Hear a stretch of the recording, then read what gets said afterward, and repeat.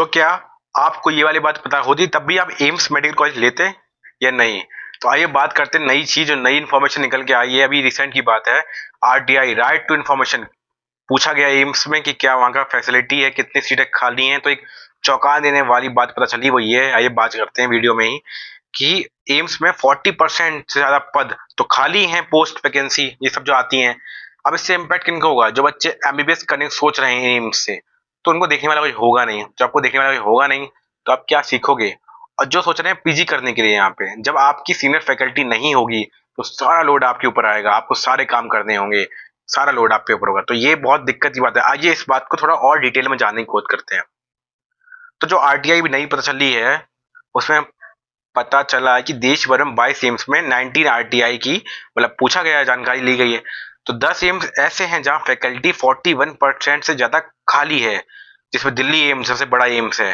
1306 में से 508 पद खाली हैं। अब इसका मतलब समझिए, जैसे फॉर एग्जांपल कोई मेडिकल कॉलेज है जहां पे एक एमआरआई मशीन है, उसको चलाने के लिए चाहिए टेक्नीशियन। अगर टेक्नीशियन ही नहीं है, उसकी पोस्ट खाली है, तो वो एमआरआई मशीन कोई काम की नहीं है, सुविधा नहीं दे पाएगी। ऐसे ही यहाँ पर associate professor, additional professor, professor, इन सबकी पोस्ट खाली पड़ी जो कि सीनियर फैकल्टी है। बिलासपुर एम्स 217 में से 104 पद खाली हैं। मल्लागिरी में 233 में 97 पद खाली हैं। गोरखपुर एम्स में 156 से 69 पद खाली हैं। ये हालत है। और बात करते हैं डिटेल में इस पे सीनियर फैकल्टी का हाल, जो कि सीनियर फैकल्टी होती है, professor, assistant professor, associate professor. देखो जम्मू एम्स में प्रोफेसर पद जो अलाउड है वहां पर 33 है, और खाली कितने? 29, 88% प्रतिशत खाली है, मतलब बहुत बुरा हाल है। रायबरेली एम्स में 79% खाली है। 26 ही पद खाली हैं 33 में से, मतलब सिर्फ और सिर्फ आपके 7 पद भरे हुए हैं। देवगढ़ एम्स में 33 पद अलाउड है और 24 उसमें खाली हैं, 72%। बीबी नगर में 67%, गोरखपुर एम्स में 67%, नादिया में 61%। बहुत बुरा हाल है। और जानते हैं इसके बारे में डेप्थ में। सरकार क्या कह रही है? सरकार ने खुद माना है फरवरी में सांसद में, पार्लियामेंट में, कि दिल्ली एम्स में 44%, मतलब ये और भी जो पद होते हैं ना, मतलब ऑक्यूपेंसी है, पोस्ट है इसमें, वो खाली सब मिला के 34% खाली हैं। रायपुर में 38%, ऋषिकेश में 39%, जोधपुर में 28%, पटना में 27%, भोपाल में 24%। ये सारे पुराने एम्स और काफी अच्छे एम्स हैं, वहां पर भी इतनी पोस्ट खाली है, समझो क्या हालत है। और जानते हैं, एम्स सिर्फ बिल्डिंग बन गई है, सच्चाई है।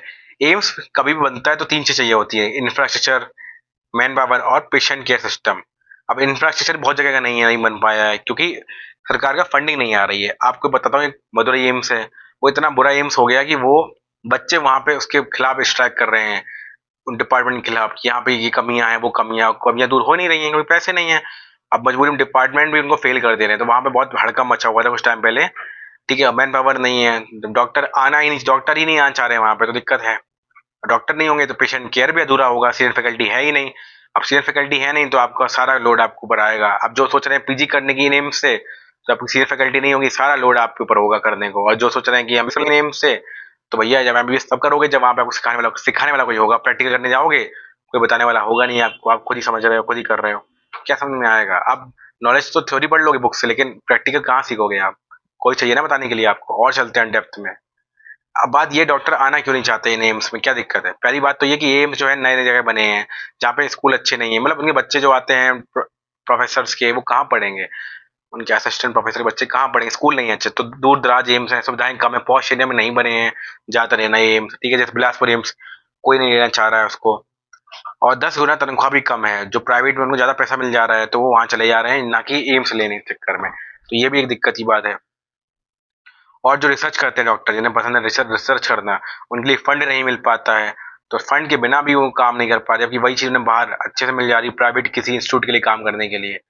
तो जब पैसा है ना सुविधा है, तो भाई क्यों आए एम्स? बात तो सही है, यही दिक्कत आ रही है। अगला पॉइंट चलते हैं। जैसे एडिशनल होते हैं, ऐसे एसोसिएट प्रोफेसर होते हैं, इनमें देखा जाए तो रायबरेली में 26 एडिशनल प्रोफेसर के लिए 5 की सब नियुक्ति हुई है। 8 एम्स में एडिशनल प्रोफेसर के 1/3 से ज्यादा पोस्ट खाली हैं। 5 एम्स में 50% ज्यादा पोस्ट खाली हैं। असिस्टेंट प्रोफेसर ही नहीं है जिनकी संख्या से ज्यादा होनी चाहिए।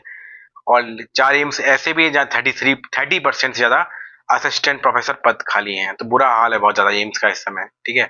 ये टेबल देख लेना आप, टेबल भी मैंने यही बता रखा है, सेम चीज़, कौन कितना पोस्ट क्या खाली है। अब कंक्लूजन क्या है, जो कि मेन पार्ट इस वीडियो का कंक्लूजन है, कि आप सिर्फ एम्स के नाम के पीछे मत जाइए, राइट।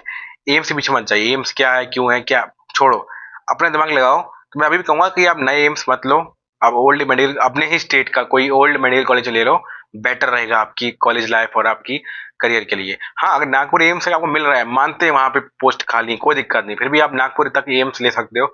उसके बाद के एम्स है मदुरई एम्स हो गए, रायबरेली एम्स हो गए, मल्लागिरी, बीबी नगर, ये एम्स मत लो, मदुरई एम्स, ठीक है, बिलासपुर एम्स, इनकी जगह आप अपने स्टेट में या कोई और स्टेट में जहाँ की अच्छा पुराना मेडिकल कॉलेज मिल रहा है वो ले लो, आप फायदे में रहोगे।